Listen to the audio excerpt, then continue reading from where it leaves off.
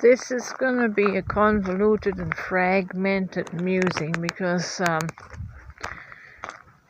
this topic I haven't had time to think about it and to make a well-rounded, informed. I won't be able to articulate it in a well-rounded way, so I'm stumbling through it right now as I go. I was reading a post from a Facebook friend this morning on the topic of feminism. How, feminism and I guess it's the opposite of that, male chauvinism. I don't know. It's the extreme polarities of our gender identities, and this pendulum has swung in such an extreme opposite, where the post was speaking about how it vilifies and denigrates the masculine, the male population, right? So we have this problem of extremes, this polar extremes on these gender issues. And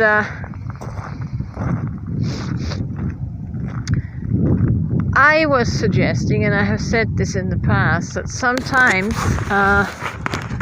to get out of the polarizing energies, we may need to shift out of our identification with our gender temporarily and shift into a more common denominator, common identification as human beings, right? Really, in our gender roles of women, men and women, male and female, we are so wounded that, as the saying goes, hurt people, right? Hurt people. We keep injuring one another because of this over-identification with this subcategory of our gender. If we were to if we could temporarily shift into the identity of being human and first learn to be human, because that's the unifying identity that we all share in common, instead of sticking to our polarizing roles of men and women, feminine and masculine, if we shift to the identity of being human and learn to be decent human beings, civilized human beings first, perhaps we can then, in that space of neutrality or commonality, shared experience, resolve the traumas of our gender roles, right? The trauma that has been experienced under the patriarchy, right? These are sub-labels.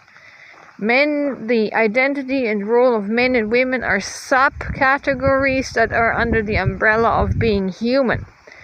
So if we cannot resolve our differences at the level of the subcategories, the polarizing opposites, we may need to step up into the umbrella identity of being human, work out our issues in the common space of our humanity, and then hopefully step back into our respective gender roles from a more healed place, right? But if we try to work out our trauma within the sub-identifiers of male and female, which are so polarized because we have hurt each other so badly for generations at that level,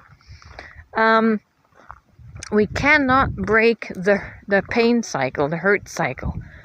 So where can we go psychologically in order to find a more neutral space to work this out? And maybe I'm a dreamer, you know. I'm a peacemaker by nature. I seek the path of least resistance.